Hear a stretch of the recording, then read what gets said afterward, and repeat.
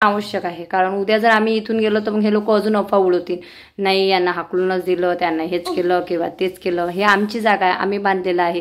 त्याच्यामुळे घरात वाद होऊ नये. आणि कसं वादविवादात काही पडलेलं नाही आहे, एखाद्याची जीवित किंवा कोणती हानी. आमच्या घराच्या भांडणात काही जण हात धुण्याचा प्रयत्न करत आहे, तर मला सर्वांना एकच सांगायचं आहे, खोट्या अफवांवर विश्वास ठेवू नका. आणि माझ्या घरात गळाठा असतो तर ह्या घरात मला राहायचं आहे, बाकी कोणाला राहायचं नाही. त्याच्यामुळे तुम्ही जास्त टेन्शन घेऊ नका. माझं घर जसं असते ना तसंच मी दाखवत असते. तर स्वागत आहे तुमचं या चॅनलवर, म्हणजे माझ्या दुसऱ्या चॅनलवर, मोहिनी की दुनिया. कारण मी इथं हिंदी ब्लॉग टाकत असते, परंतु जे माझे चाहते आहेत ते बोलत आहेत ताई मराठी टाक. तर मला आज भरपूर गोष्टी शेअर करायच्या आहेत. तर आई आलेली आहे, स्वराज आणि आई गावावरून आलेले आहेत. घरात वाद वगैरे होतात, त्याच्यामुळे मी त्यांना गावी पाठवून दिले होते, कारण मी घरी नव्हती म्हणून म्हटलं. तर चला, आई आलेली आहे, बसते. आईला घेऊन येते पटकन. कालपासून प्रवास 2 दिवस. आमचंच घर असून जेव्हा मी कुठं बाहेर जाते तर माझ्या आईला घरात राहण्याची भीती वाटते. आणि त्याच्यामुळे मला माझ्या आईला, मी स्वराला भेटायला गेली होती म्हणून माझ्या आईला आणि स्वराजला मला कपडे लत्ते घेऊन माझ्या मावशीकडे पाठवावं लागलं. आणि दुसऱ्या दिवशी मी आल्यानंतर मी माझ्या आईला कॉल केला की तू घरी परत ये, मी आलेली आहे. तुम्हीच सांगा अशा कंडिशनमध्ये आईची मनस्थिती काय असेल. ते तर बरं की मी तिला हिंमत देते आणि सांभाळून घेते. बोला काय आता आलो आम्ही गावाहून. मी गावाला गेली की येईल, मला गावाला नेऊन द्या लागते, हे करा लागते. शनी लागलं आमच्या नाव 7:30. तर आई इथं म्हणते शनी आणि 7:30 मागं लागलेला आहे, म्हणून आम्हाला घर सोडू पडावं लागते. ते कसं आहे ना की आई एकटी घरी असली आणि काही वाद निर्माण झाला तर मी बाहेर गावी असते. त्याच्यामुळे मी आईला घरी ठेवत नाही, कारण आईची सेफ्टी माझ्यासाठी खूप आवश्यक आहे. आणि आता भरपूर कामं मागे आहेत, म्हणजे हे घर विकल्यानंतर मोठ्या भावाला पण घरासाठी पैसे द्यायचे आहे, प्लस तिकडलं घर बांधायचं आहे. त्याच्यामुळे मी पटापट कामं निपटवायचं बघत आहे. तर तुम्ही बघू शकता माझ्या घरात अशा पद्धतीने गळाठा पडलेला आहे. परंतु काय झालं की हे प्रोडक्ट मला आलेलं होतं मिशोकडून. तर कसं आहे ना, मी एकटीच आहे घर सांभाळणारी, मुलांचं पण करणारी, प्रमोशन भरपूर येतात मला, त्याच्यात मी घरचे काम पण करते.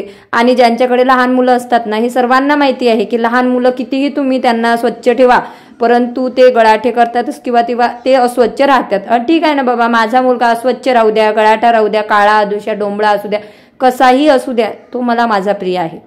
कोणत्याही आईला त्यांचा मुलगा प्रियच असतो, तो शेंबळा असू द्या, लंगडा असू द्या, बैरा असू द्या, मुका असू द्या. त्याच्यामुळं ज्यांना मुलं आहेत ते सुद्धा लोक असे बोलतात. तर अशा म्हणजे आईचं असणं किंवा त्यांना मातृत्व असणं खरंच खूप चुकीचं आहे. की आपण आई असताना एखाद्याच्या छोट्या बाळाला बोलत आहे, की ज्या छोट्या बाळानं तुम्हाला काही बोललं नाही, काही नाही, तुम्हाला मावशी करत होता, त्या लेकराला तुम्ही आज बोलत आहे, म्हणजे क्यू येण्यासारखी गोष्ट आहे. आणि मला त्याचा राग पण आला नाही, कारण माझे स्वामी बघून घेतील. तुम्ही जर माझ्या मुलांना पण बोलत आहे तर स्वामी नक्कीच याचा हिशोब एक ना एक दिवस करतील. तो असो, किती क्यूट आहे माझा मुलगा, बरं बघा बरं, डोंबळा असू द्या, पण मिशोचं प्रमोशन करतो तो. निशा मॅडम जाते, लवकर या. सांगा तुम्ही चालली म्हणा 2 दिवसानं वापस येते, 1 दिवसानं. 2 दिवसांनी रिटर्न येणार आहे. तिचं महत्वाचं काम आहे, तिच्याच्यानं ती जात आहे. ह्या मॅडमची 1 बॅग, हे मॅडमची 2री बॅग. चल येतो मग, हां फोन करतो पोहोचली की, बाय. तर मनीषाला सोडून मी आता आलेली आहे. तिला ॲक्च्युली ती पण बुटीक वगैरे टाकणार आहे, तर त्याच्यामुळं तिला ते चेक वगैरे काहीतरी तिच्या आईने बोलावलेलं आहे साईन वगैरे करायला. तर म्हणून तिला पटकन बसून आली सगळ्यात अगोदर. आमच्या घरात हे बघा गळाठा,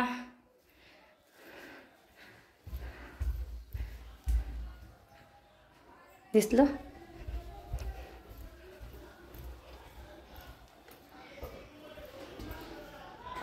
कंटिन्यू आता ब्लॉग शूट करूया आणि तुमच्यासोबत भरपूर गोष्टी शेअर करायच्या आहेत. की एवढे कामाचं दडपण आलेलं आहे. घर नोंदणीला टाकलेलं आहे, प्लॉट नोंदणीला टाकलेला आहे, तिकडे घराचं काम चालू करायचं आहे. हे पण म्हणजे अजून दुसरं रूम पण रेंटनी पाहणं चालू आहे. त्यासोबतच मोठ्या भावासाठी पण घर पाहणं चालू आहे, कारण तो जिकडे जॉब करते तिकडंच त्याला घर घ्यायचं आहे, कारण आपल्याला कोणाचा हिस्सा पण खायचा नाही आहे. तर एवढे कामं आहे. आणि जरी मी लहान असले ना तरी मोठं होऊन मला सर्वांची कामं व्यवस्थित करावं लागतात, कारण त्यांना माहिती आहे. आणि मला कोणासोबत हरामी करणं आवडत नाही, कारण ते शेवटी माझे रक्ताचे भाऊ आहेत.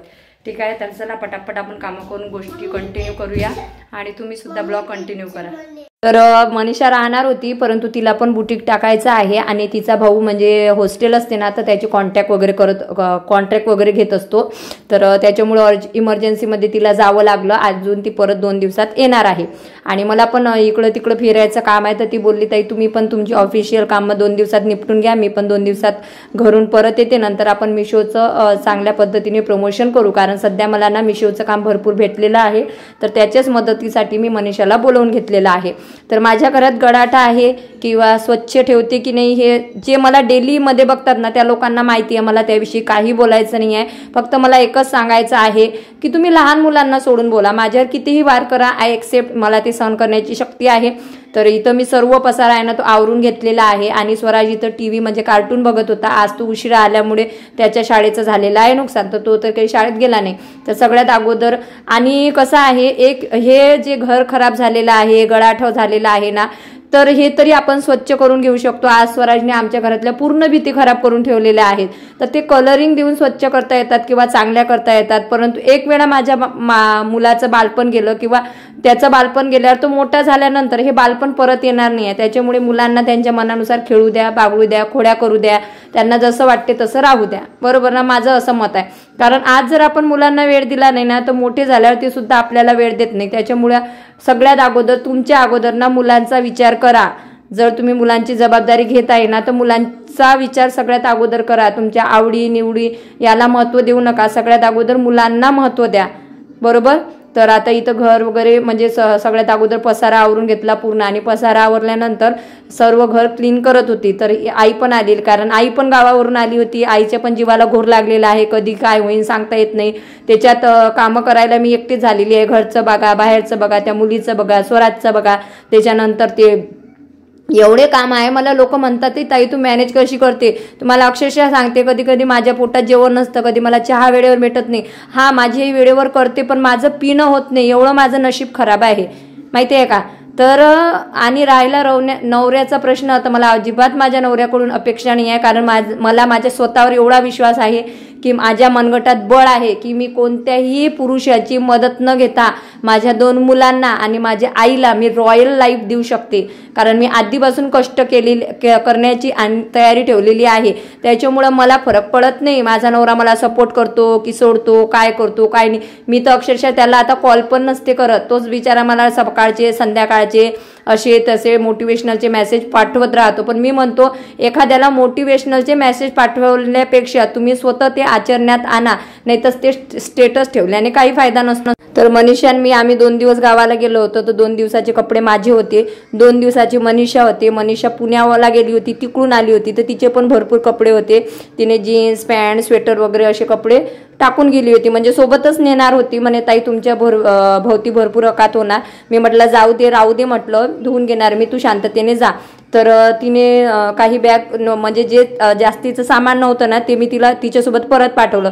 कारण मिशोचे भरपूर प्रोडक्ट येतात, त्याच्यामुळे त्या कपड्यांवरच आम्ही व्हिडिओ करतो, तर कपड्यांची काही आवश्यकता नव्हती.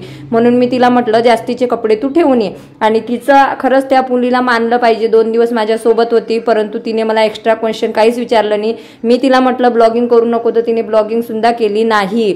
आता अक्षरशः पूर्ण घर मी आवरून घेतलं, तुमच्या समोरच बघितलं, याच्यात काहीच फेक नाही आहे. जे आहे तेच मी रिअल दाखवत असते. बरोबर? गॅस ओटा क्लीन झाला, भांडे घासणं झालेले आहे. त्याच्यानंतर किचन पुसून घेतली. किचन पुसल्यानंतर आता आलेली आहे हॉल पुसायला. तो रिंग लाईट वगैरे आता उद्या परवा मी लावणार आहे. कारण आज तर काही मला प्रमोशनचे व्हिडिओ शूट करायचे नव्हते, कारण प्रोडक्टच आले नव्हते. कारण मला जेव्हा गावाला जायचं असते तेव्हा मी प्रोडक्टची ऑर्डर टाकत नाही. त्या मॅडमला मी सांगितलेलं होतं की मी आता 2-3 दिवस गावाला जाणार आहे, त्याच्यामुळं मी तुम्हाला कॉल करणार, तेव्हाच तुम्ही मला प्रोडक्ट पाठवा. तर जेव्हा मी स्वराला भेट घेऊन घरी येण्यासाठी निघाली तेव्हा त्या मॅडमला कॉल केला की आता उद्यापासून तुम्ही प्रोडक्ट पाठवले तर चालतील. आणि नंतर त्या मॅडमने मला प्रोडक्ट पाठवलेले आहे. आता तुम्ही माझं घर बघू शकता की पूर्ण किचन क्लीन झालेली आहे, पूर्ण हॉल क्लीन झालेला आहे. स्वराज इथं नोटबुक घेऊन बसलेला आहे. हा कोणाची वाट बघतोय? तर हा वाट बघतोय त्याच्या टीचरची. तर आता हे कपडे आहेत ते मी आता वॉश करणार आहे आणि स्वराजच्या टीचर त्याला शिकवणी द्यायला येणार आहे. कसं इकडे तिकडे जाते त्याच्यामुळे स्वराज खूप मागं राहिलेला आहे. तर त्याला शिकवणी म्हणजे होम ट्युशन लावलेली आहे आणि मॅडमनी खूप छान पद्धतीने शिकवतात आणि रागावत नाही काही नाही. एवढं छान म्हणजे मॅडम शिकवतात त्याला की तो इझिली त्यांच्याकडून शिकत आहे आणि जेवढं मागं पडलं होतं तेवढा मॅडमने कव्हर करून दिलेला आहे. त्याच्यामुळे मॅडमचा पण मला खूप सपोर्ट होता आहे. आता थोड्या वेळात त्याच्या मॅडम येणार आहे, म्हणून तो बघा नोटबुक वगैरे सर्व घेऊन बसलेला आहे ना स्वराज. हां, चला मी कपडे वॉश करून घेते, खूप उशीर झालेला आहे आज. तर त्याच्यानंतर ना स्वराजच्या ज्या टीचर होत्या ना शिकवणी द्यायला, त्या स्वतः घरी येतात. कारण कसं आहे, मी इकडं तिकडं जाते आणि स्वराज घरी असतो, आणि घरी असल्यामुळे कसं आईच्या म्हटल्यानुसार तो शाळेत जातच नाही, आणि कधी कधी मी पण त्याला गावाला इकडे तिकडे घेऊन जाते. त्याच्यामुळं काय झालेलं आहे की त्याचा सिलेबस राहिलेला आहे मागं. तर म्हणून मग मी त्याला ट्युशन लावलेली होती त्याच्या टीचरकडे, परंतु मी त्याला सोडायला गेले की तो अक्षरशः भरपूर रडत होता. आणि कधी माझा शूट चालू असतो किंवा मी बाहेर शूटला जाते, मग 4 वाजता काय होत होतं की स्वराजची ट्युशन तिथं पण बुडतच होती. म्हणून मी याच्यासाठी विचार केला, आणि त्याच्या टीचरने पण सजेस्ट केलं की तुमचं जर येणं होत नाही तर एक काम करा, तुम्ही गावाला गेल्यानंतर सुद्धा तुमच्या मुलाचं नुकसान होईल नाही, तुम्ही कोचिंग लावून घ्या, मी घरी येऊन त्याला म्हणजे शिकवत जाणार आणि होमवर्क पण घेत जाणार, लागेल तर तुम्ही पैसे मला कमी द्या.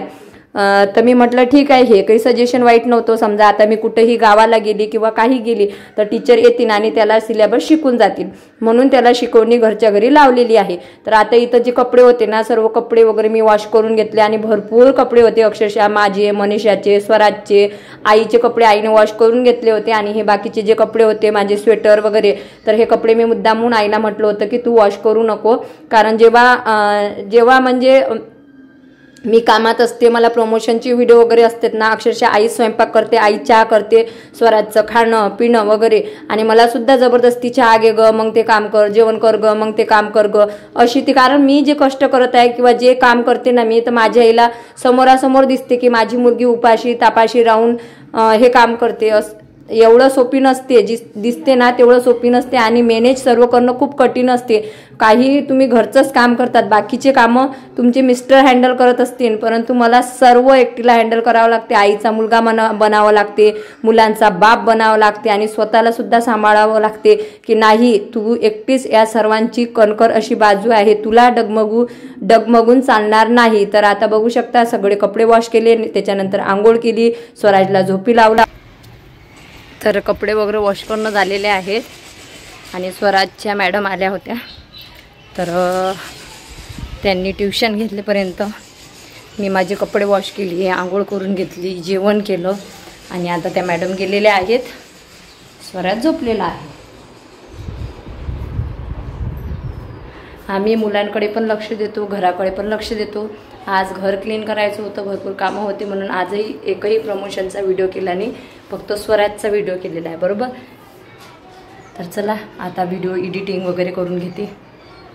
आणि जीवाला माझ्या आराम नसतोच, मला इतकं कधी कधी कंटाळा येतो, मला झोप येतो, कधी कधी मी असा सुद्धा विचार करते की बाकीच्या लोकांची लाईफ खरंच किती छान आहे, फक्त घरचं करा आणि नवरा मुलांचा अभ्यास घेतो, किराणा भाजीपाला नवरा आणतो, त्या बाईला काहीच टेन्शन नसते. खरंच अशा बाया भाग्यवान समजा, परंतु आमचं नशीब का फुटकं आहे ना तेच कळत नाही. पण या फुटक्या नशिबाला सुद्धा आम्ही दोष देत नाही, कारण देव सुद्धा संकट त्याच व्यक्तीला देतो की ज्या व्यक्तीला ते सहन करण्याची ताकद असते आणि तो कणकरपणे तोंड देऊ शकतो. फ्रेंड्स, आता संक्रांतीचा बंपर सेल आहे मिशोवर. ओके, हा महिना खूप पॅक आहे आमचा सेलमुळे. तर आता संध्याकाळ झालेली होती, स्वराज झोपीतून उठला, त्याने थोडंसं भाजीपुरी जेवण केलं आणि एक ऑरेंज खाल्लं. संत्रा खाल्ला ना बेटा? उठून बस, पेन्सिल ठेवून दे कंपास मध्ये. अभ्यास करायला वही देऊ का तुला? अभ्यास करता का? ठेवून दे पेन्सिल तिथं, ठेवून दे कंपास मध्ये, मग दिसत नाही वेळेवर. ठेवून दे बाळा, नंतर ठेवून दे, कंपास लावून दे आणि ठेवून दे बाळा. तर आता चेहऱ्याचं थोडंसं आपण हे करूया, काय करूया, चेहऱ्याचं मस्त क्लीनअप, म्हणजे क्लीनअप नाही फेशियल करायचं आहे. हे बघा, तर हे ममाअर्थचं मला फेशियल किट आली होती, तर आता याचं करणार आहे. ओके, चला. तर तुम्हाला माहिती आहे की आपल्या स्वतःच्या चेहऱ्याची काळजी घेणे पण आवश्यक आहे. जेव्हा माझ्या मागं टेन्शन जास्त होतं, म्हणजे जेव्हा गणेशजी होते आणि मला घरचं पण करावं लागत होतं, दारचं पण करावं लागत होतं, त्यांच्या कॅन्टीनवर पण जावं लागत होतं, त्याच्यामुळे ना माझा चेहरा खूप काळा झाला होता आणि मी स्वतःकडे लक्ष पण देत नव्हती. परंतु आता मी मिशोचं काम घरीच बसून करत आहे, त्याच्यामुळे मला बाहेर जाण्याची किंवा उन्हात काम करण्याची गरज नाही आहे. मग हा ममाअर्थची किट मला आलेली होती. एक फेशियल मी केलेलं होतं आणि दुसरं फेशियल आज मी पुन्हा केलेलं आहे, कारण उद्या परवापासून आमचा ना हा महिना खूप पॅक आहे. कारण मिशोचे आता झालेले आहे सेल चालू, त्याच्यामुळे मला भरपूर व्हिडिओ करायचे आहेत, म्हणून मी लोकांकडे लक्ष देत नाही. चेहरा किती क्लीन आणि मस्त दिसत आहे, सॉफ्ट सॉफ्ट झालेला आहे. आईने आणलेलं आहे जेवण, तुरीच्या शेंगांची भाजी, आमटी, पोळी. या जेवण करायला तुम्ही इथून बघा, आम्हाला जेवण करतो ना. मग काय मी फेशियल करत होती तोपर्यंत माझ्या आईने गरमागरम पोळ्या केल्या, मस्त तुरीच्या शेंगांची म्हणजे शोलेची भाजी केली ठेचा वगैरे टाकून, आणि माझ्यापर्यंत माझ्या आईने ताट आणून दिलं. तर मी पॅक वगैरे लावला, पॅक वगैरे धुवून घेतला आणि धुवून घेतल्यानंतर वेणी वगैरे घातली म्हणजे टाकली, कारण केस मोकळी मी आता सोडत नसते. त्याच्यावर कोण ठेवा लागते स्वराज पाय?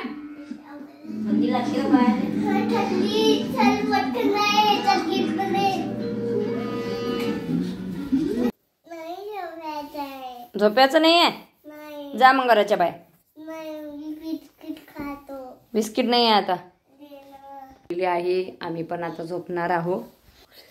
तर आता आम्ही झोपणार आहे. तर असं माझ्या मागे सध्या कामं सुरू आहेत, घराच्या नोंदणीचं, प्लॉटच्या नोंदणीचं. त्याच्यात मी काल स्वराला भेटायला गेली तर ती रडत होती, तर ते पण मला आज दिवसभर माझ्या डोक्यात राहिलं. त्याच्यात दिवसभर घरातली कामं, कपडे, हे ते साफसफाई. आता संक्रांत आहे, त्याच्यात मिशोचं संक्रांतचं सेल आहे, तर त्याचे व्हिडिओ करणं, असे भरपूर माझ्या मागं कामे आहेत. त्याच्यामुळं माझं जे रिअल आहे तेच मी तुम्हाला दाखवत आहे आणि याच्यात काही खोटेपणा नाही आहे. आणि काही लोक याचा पण फायदा घेण्याचा प्रयत्न करतायत, म्हणून लोक म्हणतात ताई तुम्ही शेअर करू नका.